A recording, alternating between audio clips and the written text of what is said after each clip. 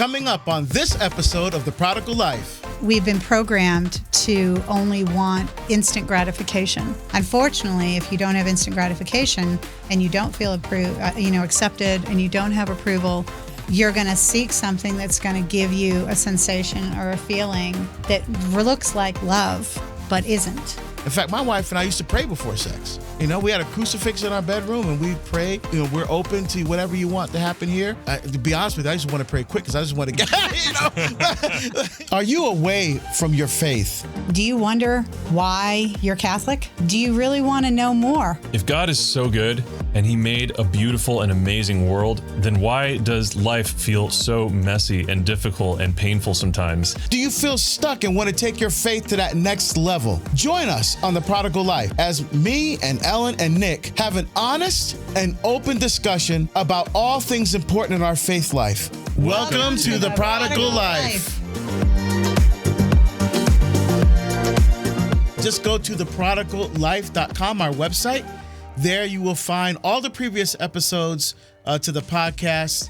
And we'll have special gifts there for you, maybe even some merch. We'll see how that goes.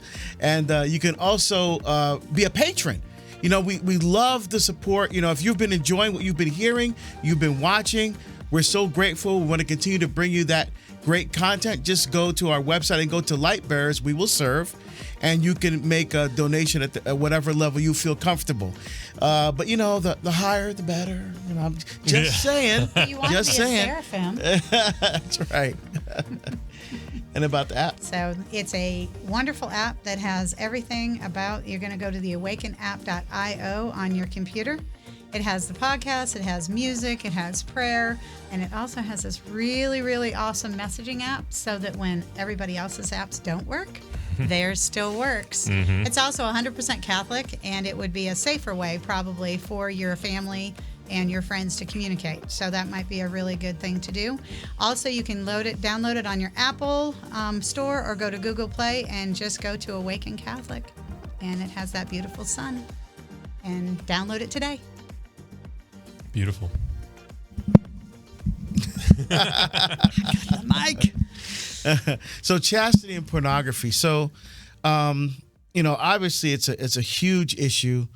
It's a problem for many, many people, and interestingly enough, an increasing problem for women. Yeah. And just a little anecdotal thing. When I was working as police chief on a college campus, this was a number of years ago. We had the Motion Picture Association of America contact the university that there were students that were pirating videos. Oh. And they were traced the IP address back to the university.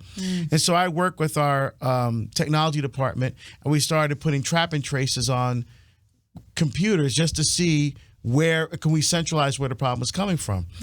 And so accidentally we noticed that there was also a lot of pornography use in that system. But the largest cell grouping of porn watchers were in the women's dorm. Wow. So it was the women who were watching more, and which really surprised me. Wow. I thought, well, the guys are the ones out there, with pornography, but it was really the women in a college setting. So we see an increase of women utilizing porn, and we could talk about why that is. But when we talk about the roots of pornography, I think we need to go back to understanding it's a violation of God's original plan, right? Because in God's original plan, he says, therefore, a man leaves his father and mother and cleaves to his wife, and the two become one. So the word for cling to or cleave to is daubak in Hebrew, which means to pursue as to overtake. So wait a minute. Man leaves his father and mother and pursues his wife. Why? She's the pinnacle and the high point of God's creative activity because she's the life giver and the life bearer. Because after God creates her, he's done. So she's the high. So what is he pursuing? He's pursuing, in an earthly sense, that which perfects him and completes him and perfectly complements him. Right? And so when he finds her, they become one flesh. So in that conjugal union, if you think about it, I think it's the foundation in a sense of a Eucharistic act of communion. Because what's the deepest form of intimacy we can have with God on earth? When we receive him, body, blood, soul, divinity in the Eucharist. Right. And so this conjugal act in Genesis, obviously it's way before Jesus, way before the Eucharist. But the idea of the two becoming one, it's a sacred act of communion. Wow. Right? That's beautiful. And so he pursues that which in an earthly sense perfects him, completes him, and complements him, because the fulfillment of that obviously is going to be heaven. But marriage anticipates that, as we talked about in the previous episode. Right. And so they become one and one flesh, and it's out of that one flesh union that life comes forth. Because of your love, in Psalm 119, verse 88, because of your love, O Lord, give me life, and I will do your will. Love and life. So what the devil does in Genesis 3, he separates love from life. And he goes after the woman. He's the author of death. He goes after the one that gives life. You know, and that's why he goes after her first. He lies to her. He separates the two of them. He breaks up the family, breaks up covenant relationship with God, covenant intimacy. And notice after the fall, what's the first thing they notice? They knew they were naked. Right. They knew they were naked. Before the end of Genesis, they were naked and not ashamed because they're seeing each other the way God sees them. They're looking at each other through God's eyes. But now after the fall, the first thing they noticed, they knew they were naked because now they looked at each other as objects. You know, and pornography is because I think that's the roots of looking at someone not the way God sees them, and pornography is carrying that to an nth degree. And actually, we could talk about this later too. Human trafficking is intimately connected to pornography. Correct. You know, so when you look at pornography, you're actually supporting human trafficking. It's a huge problem. Something that comes to mind, I love when Christopher West highlights, you know, because Christopher West, huge evangelist for the theology of the body, loves helping bring these very profound and important messages from Saint Pope John Paul II to a level and in a way that is accessible to the broader church, the broader audience, you know, of non-theologians, people that might look at the theology of the body book and be like, no thanks. So anyways, one of the things that I love when he says is that the problem with pornography is not that it shows too much, but that it shows too little. You know, it's that you're stripping down, literally a person from being a person to just being a body to be used, a body to be enjoyed, a body from which to find pleasure. And you're removing the personhood from that. You're removing the dignity of that person. Right. And you're removing their humanity. You're removing their humanity, Yeah, exactly. And so you're not. So pornography, what it's really doing is showing so little of what that person is that you're removing that humanity. You're removing the dignity, and it's really a tragedy because people are meant to be, as we talked in previous episodes, gods with a lowercase g. Right. We have this incredible dignity. We are royalty. You know, we're eternal beings. We're gonna spend heaven forever. That's the goal. Without end. And there's just so it's just a great big slap in the face. It's basically what it is. Absolutely. To everything that God intended. And I love, the other thing Christopher West will do at his presentations is he'll talk about how in the East they have this beautiful practice of bowing to each other in greeting. And now there's something so beautiful about that like if we were to reclaim some of that approach to the way we see each other, where we see the dignity in each other to such a degree that we want to bow, like that is a proper understanding. Well, it's honoring one another. Basically, I mean, you go into communion with another human being, but you are showing respect and you're honoring them and they're honoring you, and you want it to be pure and from God and from Christ. Yeah. And of course, doing it according to God's will. Let's talk about why is it so appealing? Pornography? Yeah. What about it? Because there's people out there that struggle with it. There's people watching and listening right now who are struggling with it. Right. When you talk to priests, that's one of the most confessed sins that they hear in the confessional. Okay. And to the point, I think Arizona, I think maybe one or two other states have actually listed pornography as a state health emergency. Oh, wow. I mean, it's that bad, and we saw during COVID a massive increase in pornography use. Well, there were porn websites that were in the midst of COVID offering a service to the world by making membership to their service free. Yeah. I think it has to do. I think it has to do. If I had to look at it from any lens, I think it goes directly to self-hate and lack of love, and not knowing that you are loved, and not knowing that you are a creature that was given life by perfection, by a beautiful God who wants to honor you, you know what I mean, and wants you to honor him. I think we've been programmed to only want instant gratification. And literally, I mean, we've been programmed for instant gratification. Our children, you know what I mean? That's the society we live in. Unfortunately, if you don't have instant gratification and you don't feel accepted, and you don't have approval, and you don't have the things that come from being loved, whether, even in a family dynamic, and you're lacking all of those things, you're going to seek something that's going to give you a sensation or a feeling that looks like love, but isn't. And unfortunately, it makes you less instead of more.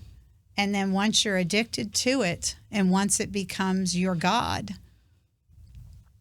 it's just a deep dive. And it's a different form of addiction. I mean, the alcoholic, no matter how hard they try, isn't going to stop drinking unless they find a God of their understanding. So it's a counterfeit for love and Correct. Intimacy, and a counterfeit for like the revealing of the mystery of the person. And like, so there's a desire in everyone to be loved and to experience love. Right. There's a desire in everyone for intimacy. Yeah. And there's a desire in everyone to uncover the mystery of another person. Right. And kind of all of those are counterfeited in pornography. Correct. Yeah, I mean, when you think about everyone has these physical desires. They were planted there by God. But there's an orderedness to those desires. Those desires have a context. And if you look biblically, it's love and life. Love and life. So those urges, desires, they're good. So the church doesn't hate sex. The church loves sex. Sex is good. Correct. But because it happens, we're participating in God's creative activity. Right. We are co-creators with God, but that happens within the context of covenant relationship.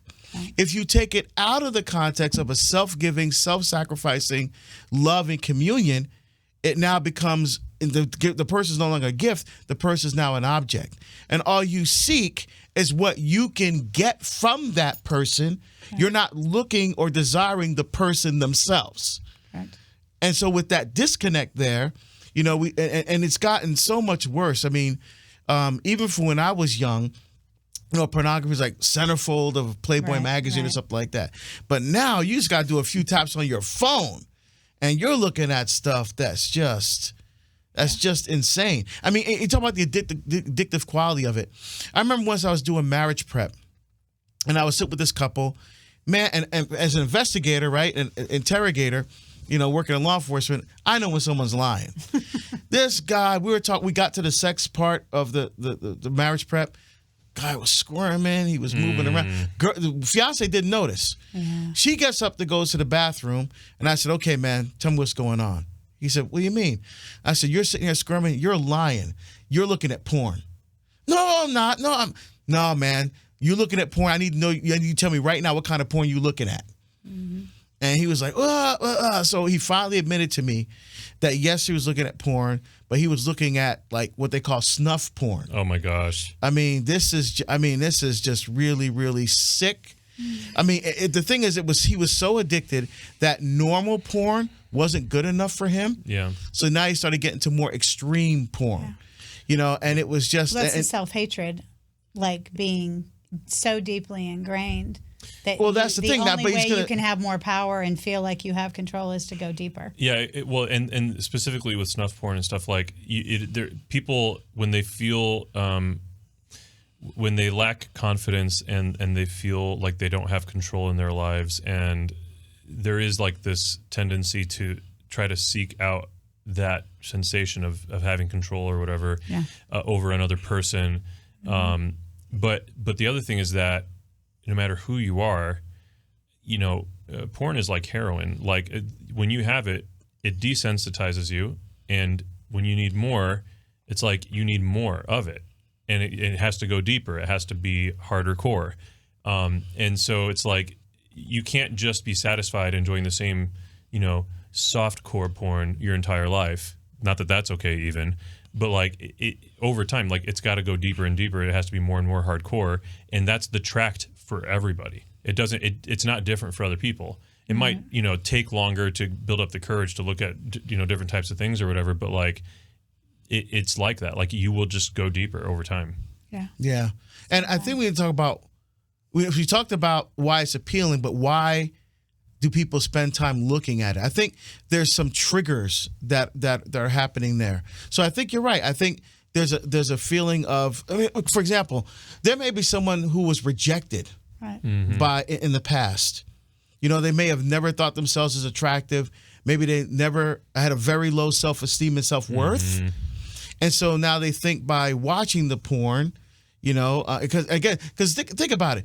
You're in your room, you're by yourself, you're isolated, there's no one around. And so you start to rationalize, I'm not hurting anybody. No one's getting hurt by this, and I'm still going to love my wife or whatever the thing is. And so that's piece of it. Some of it may be stress. You may be just stressed out over your marriage. You're stressed out over what's going on at work. Your kids are just exhausted all the time. And that is an easy release. It's your escape. An escape. Right. I remember. Well, I don't have an issue with porn, but I know for me what some of the triggers were was my wife's periods, her menstrual cycle. I remember once coming back from an overseas trip, and I was gone for like 2 weeks, and I'm like, tonight, like Princess, gonna be a beautiful night. I'm like, I'm singing "Beautiful Night" in my head by Prince, right? Tonight, and so I'm dumping my dirty clothes in the hamper in the bathroom. I look in the garbage. I'm like, damn, that's going on now, and I'm like, oh, you got to be kidding me, man, and so I now became frustrated because now we can't have sex for another week. So I'm thinking, okay, now you're in that situation. You might want to explain that. Why? Oh, okay. Well, because I'm sure that nobody there knows was tampon why. wrappers No, and maxi pad why wrappers. would you not have conjugal relations? She's on her period. That doesn't stop a lot of people. No. That's just nuts right there. Okay. No.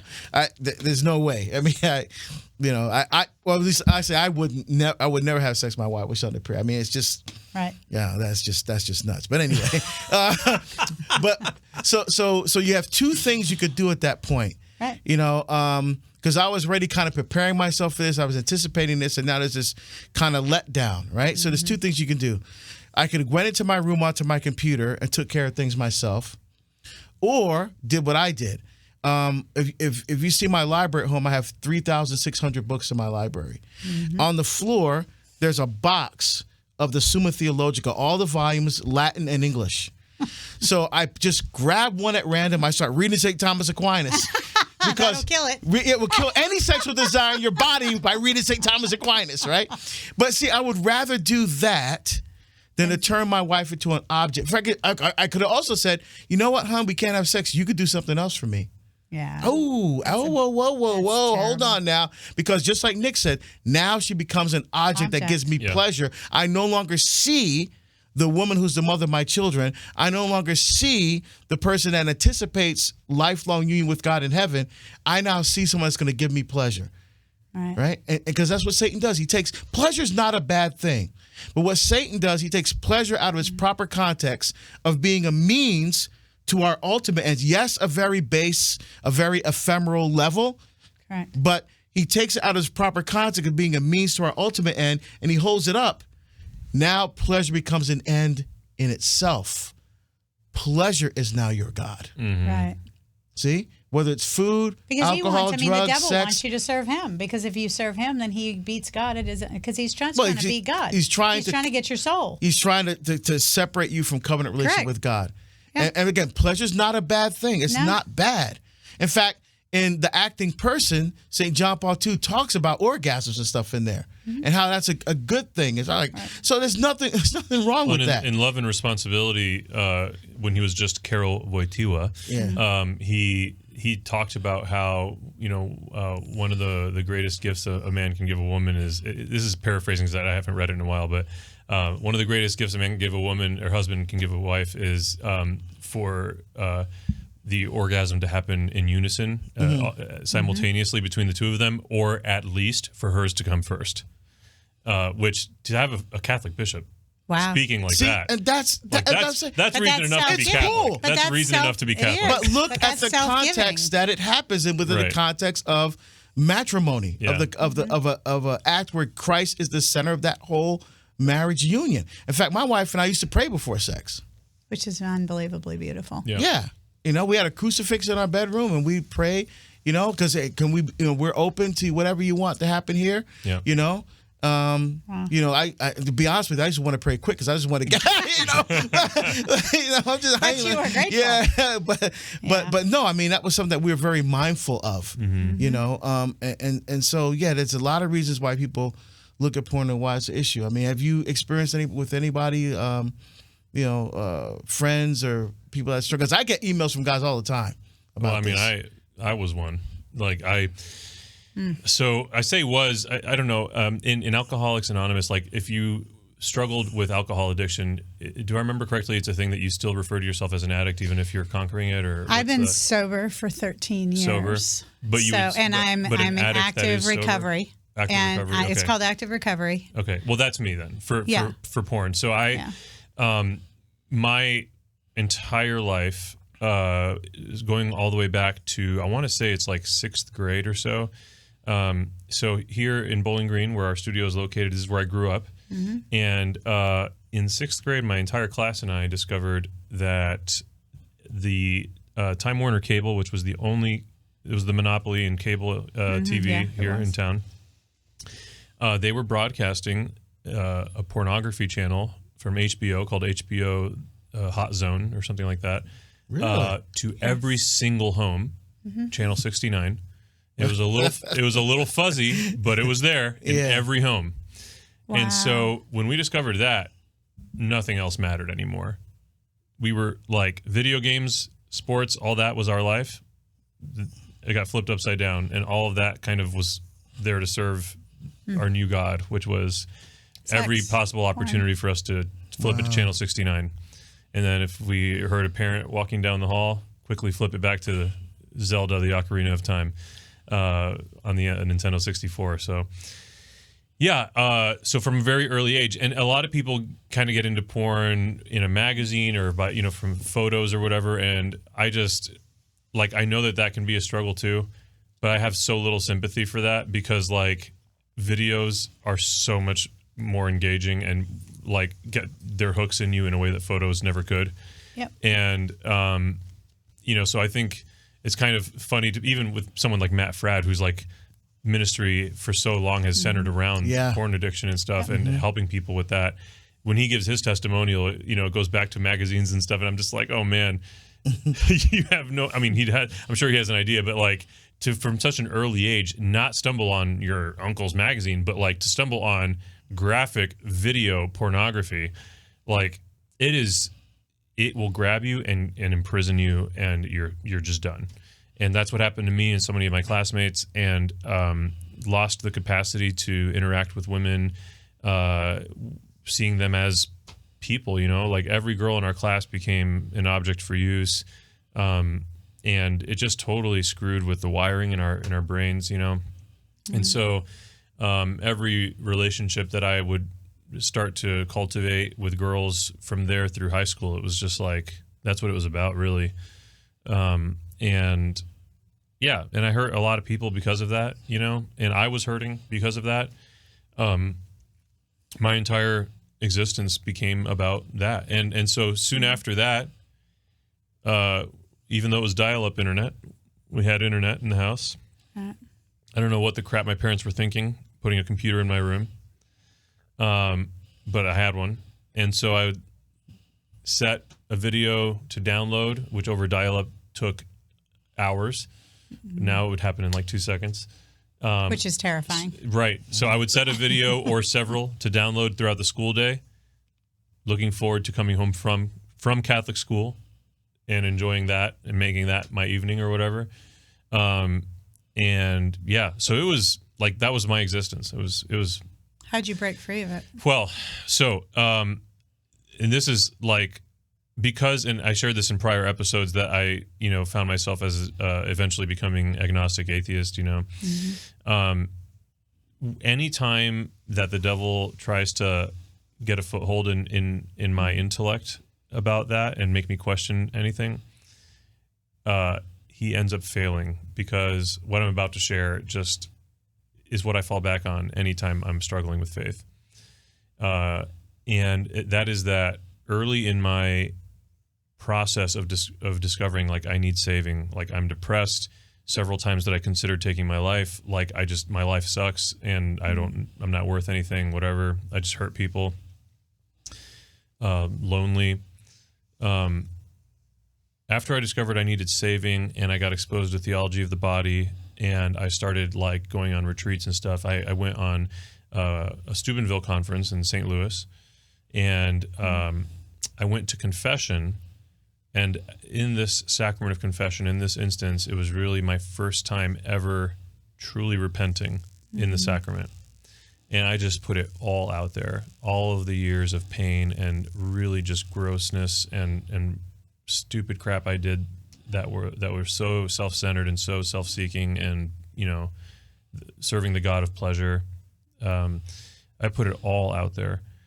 And the priest put his hand over my head. And he said, "Through the ministry of the church and in the name of the Father, Son, and Holy Spirit, I absolve you of your sins. Go forward and sin no more." And he said those words with his hand over my head, and I felt like a physical sensation, like truly, it was emotional, but it was more than that. Like I could literally feel myself lifting up, and I felt like this electricity running through my body.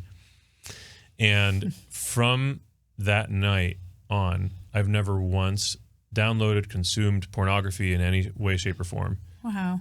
Cold turkey. Confession.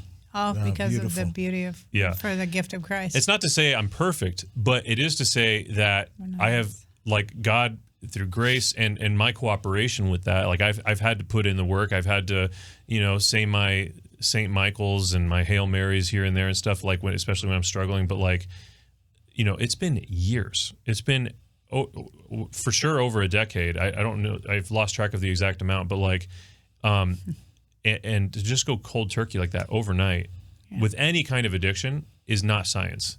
Yeah. Like, that's not how it works. And so that's, to me, what has been that thing to lean into anytime I'm struggling with faith or whatever. It's like, if there were not a God, and if the power of the sacraments in the Catholic Church were not real, then that would have been impossible. And God will always do for you what you can't do for yourself, as long as you're willing and you come to the table. Yeah. You have to go to Him and confess, and He knows your heart, and He knows your struggle, and He knows. But if you're willing to go to Him and ask for that forgiveness, you can have it, or He'll intervene in another way. The hard thing is it doesn't play out that way for everyone. No, and so I'll share that witness at a men's conference or whatever, and I have to give it that caveat. And I really, really believe that, other than God wanting it to work out that way, to serve that purpose of being my anchor in faith, right? But also to share that witness with other men. But I really think that any part of it being such a clean break that was in my hands, I think has to do with my willingness to make very bold moves to completely separate myself from the me I had been. And so that took the form of ending friendships with anyone that pulled me in any direction other than heaven. That doesn't mean I stopped caring about those people. Right. That doesn't mean I didn't ever interact with those people, but that did mean they became, they were removed from the center of my life. I was addicted to, not just downloading porn, but downloading whatever movie I wanted. I loved being the guy that on my iPod, I had whatever songs anyone wanted to hear when they were in the car with me. So I had this massive library of pirated music. we were talking earlier about how I've been into producing media from the young age of like junior high. Tons of pirated software, and that's what I learned on. Pirated music production, video production software, all that kind of stuff. And so there were these milestone moments where a lot of those things I didn't know they were sins, but I'd be sitting in front of the tabernacle, and I would like feel this conviction from the Holy Spirit, like to stop doing that, and I didn't even know it was a sin, right? And I go and I tell the guy that was mentoring me at the time, he's like, I want you to stop talking to me. I want you to go home and delete everything before you have time to think twice about it. And so like all of these very dramatic, like milestone moments of choice to eliminate, completely eradicate any of these parts of my life that were for me, serving the God of Nick, serving pleasure, serving pride. Right. I think, honestly, that the surgical removal of any of that stuff is a big part of why I was able to receive the grace of such a dramatic healing in my addiction. Wow. And a lot of people aren't willing to go that far. Yeah. And I think that's a lot of what holds us back is we keep God a little bit at arm's length. We want the healing, but don't make me give up too much. Right. Yeah. Well, see, Jesus gave up his life. Yeah. So that's the example we need to follow. Well, what does Jesus say, Nick? If you are to have, be my disciple, right? The disciple is one who hears, accepts, and puts into practice in their life the teachings of Jesus Christ and the church. If you are to be my disciple, you must deny yourself, pick up your cross, and follow me. Follow me. Where are we following him to? Calvary. And then to heaven after that. But Calvary comes first. Yep. Right? So yeah, this is a heavy cross that many people have to bear.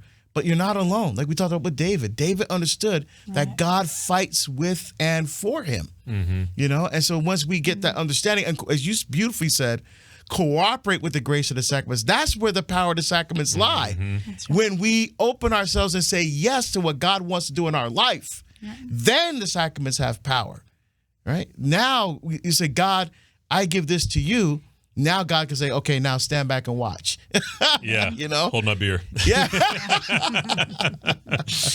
This is a massive topic, man. And we have to talk Addiction about will it. take you places that you never ever thought you would go. Yeah. Ellen, tell us in your life what type of exposure you've had to this topic. Pornography? Yeah. I don't know that I would ever say I was addicted to it. I think that would be alcohol was my demon. But God intervened, and that's true. But I was exposed to pornography not until I was in my 30s, and I was in an I really had no knowledge of it. It wasn't part of my reality, and I was in an unhealthy relationship, and the person I was in the relationship with had watched porn, and he used to want to watch it together, and you know what I mean, and it was part of the relationship for quite a while, and of course at that time I was still drinking, and was not in active recovery, and so your inhibitions are lower, and it's like the perfect storm. You basically have created a monster, and and that's what the devil wants. So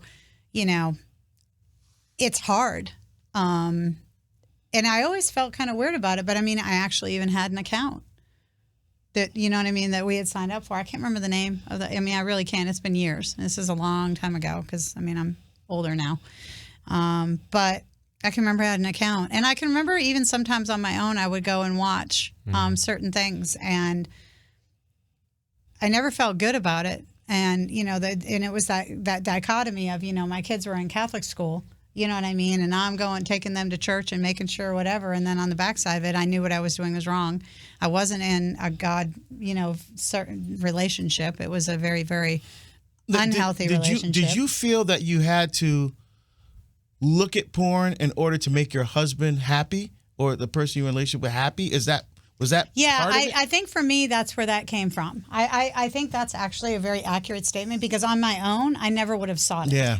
Okay? On my own, I never would have sought it. But because I had a problem with alcohol, and of course, I thought I loved the person, which, whatever that looks like, and it wasn't a healthy relationship, you're sometimes willing to sacrifice what you know is right or wrong you know what I mean, to try and please the other person who, you know, was very narcissistic. So it was a very, very unhealthy. I mean, it was a very long, unhealthy relationship. But I came through the other side of it when I finally got sober. And, you know, that's a God story. I mean, that literally is a God story. I was driving down the road in the town I lived in, and I was crying. Like, you know, I was just crying hysterically. I was alone in the car. It was an early afternoon. I had no idea. Things were just totally out of control. You know what I mean? But I didn't really know they were out of control. And I honestly had no idea what was wrong. Like, I was just at the end of my rope. And I literally cried out in the car, God, what is wrong with me? Like, literally, I just spoke the words out loud.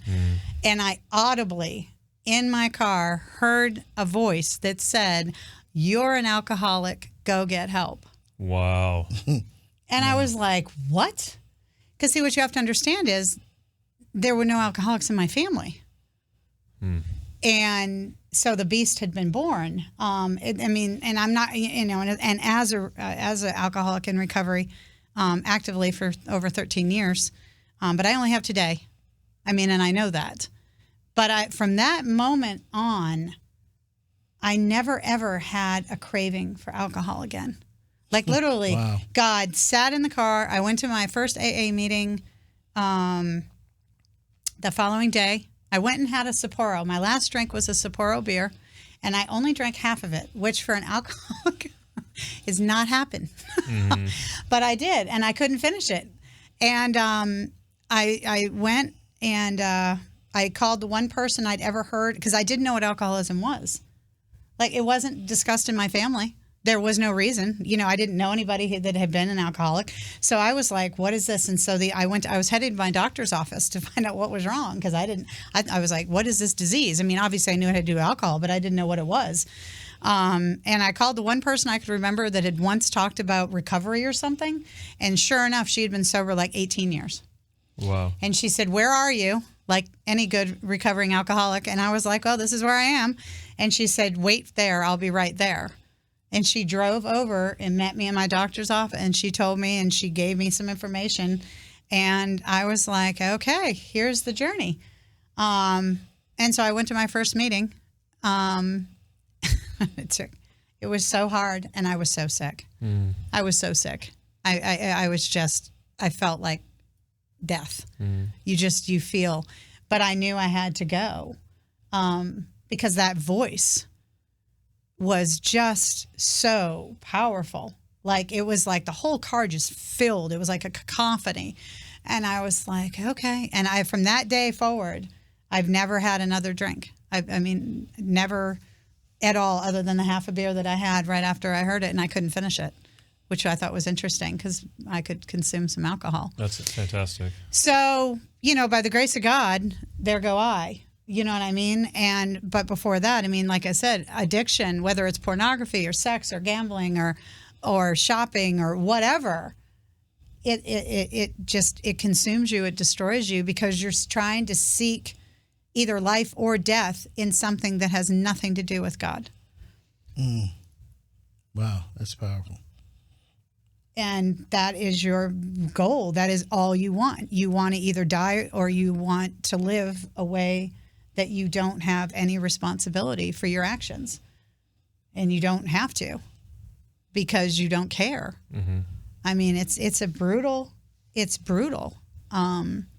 really hard journey. And I am grateful every day for the people that the Lord has put in my life that have helped me and helped you. I mean, look at what God did for you. I mean, we all have struggles. We all have addictions. We all have something that for a brief period in time, maybe in our lives or a longer period of time, we decided to make that our God. Right? Yeah. I think every human being is guilty of that. But by the mercy of God, if you cry out for help and he knows that you really are crying out for help, he'll come. I know that. I know that he will come, because I did not deserve his mercy. I did not deserve what he has done for me in my life and to this day. And I am brutally aware of the graces that he has bestowed upon me. But I had to cry out. Thank you for sharing that. And then I had to do the work. Yeah. That's awesome. Well, this is a big topic. We're going to come back for more. Yeah, we're going to talk about more next time. But thank you for joining us on The Prodigal Life. Don't forget to go to our website, prodigallife.com, and also support our patron, the light bearers we will serve as well. Until next time, take care, my friends, and God bless you abundantly. God bless you.